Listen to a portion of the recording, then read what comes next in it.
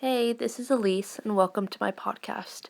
Today, I'll be talking about To Kill a Mockingbird and its connection to one of the most awful, horrible, terrible, idiotic, evil, dangerous, horrifying, and disturbing political groups in the world, the Nazis, led by Adolf Hitler.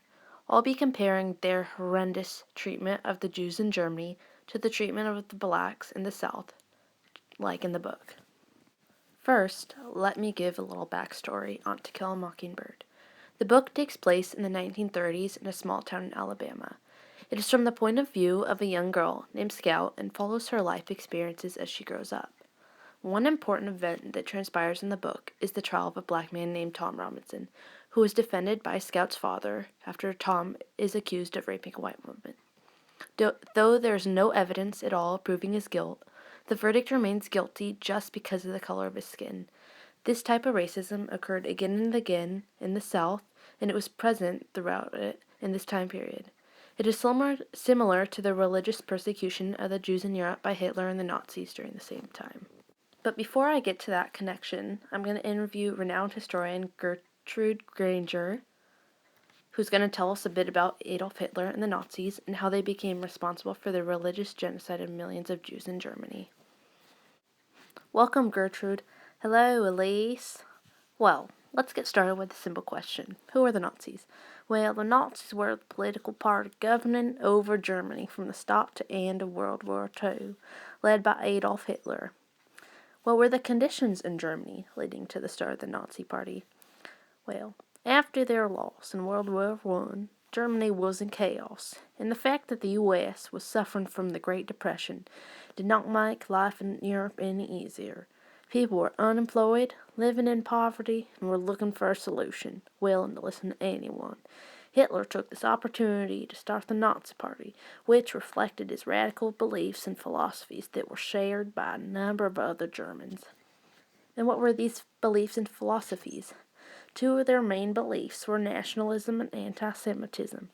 During this time period in Germany, the government was very weak, yet many people had the stubborn idea that they were still a strong, powerful country. They also had the belief that they wouldn't have faced any hardships if it weren't for the Jews, who were used to blame for their country's adversity and misfortunes, such as with their loss in World War I. This started their platform for anti-Semitism, which grew more and more powerful as the Nazi support increased, and it only became worse after they took power and began their dictatorship. Well, those are all the questions I have. Thank you for letting me interview you, Gertrude. My pleasure. Okay, so now I'm going to compare the treatment of the Jews in Nazi Germany, this time, to the treatment of blacks in America at the same time. The key cause of the awful treatment of the Jews and the blacks is that both countries were in disarray economically, with both suffering from the effects of the United States' Great Depression. Both the Jews and the blacks in Germany and the United States were blamed for this economic misfortune, such as for taking jobs away from those who supposedly deserved them, and for basically everything else bad happening. On the other hand, the United States still had a stable government, but Germany didn't, which led to the Nazi Party coming in, taking over, and implementing laws that would discriminate against the Jews. The United States government had been stable and in place for many, many years, meaning that the laws that created the ill treatment of blacks were centuries old, not new, like within Germany, where anti-Semitism there had recently come about.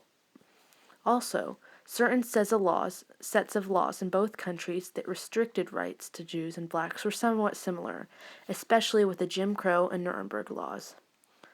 The main point of the Jim Crow laws was to segregate whites and blacks, meaning that they had to go to separate schools, parks, drinking fountains, restaurants, etc. With the Nuremberg laws, Jews couldn't fly the German flag, vote, take place in local government, etc. Although one group was being discriminated for their race and the other for their religion, they were both still being oppressed in society in generally the same ways. So that's it for today.